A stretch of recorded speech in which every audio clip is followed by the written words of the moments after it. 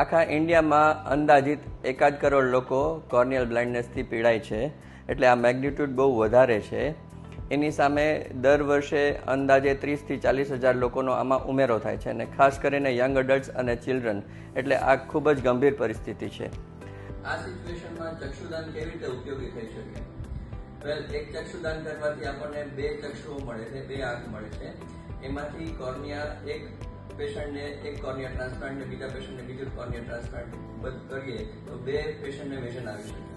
હવે એમાં પણ રિસેન્ટ એડવાન્સીસ આવ્યા છે, ટેકનોલોજીકલ એડવાન્સ આવી ગયા છે કે આગળનું પડ જ બદલવાનું એને DALK કહેવાય, અને પાછળનું જ કોર્નિયાનું પડ બદલવાનું એને DSEK કહેવાય, DSEK. એટલે આવી કન્ડિશનમાં જોઈએ તો એક ચક્ષુદાનમાં એક આંખમાંથી 2 પેશન્ટને વિઝન મળી શકે, એટલે એક ચક્ષુદાન કરવાથી 4 પેશન્ટને વિઝન મળી શકે.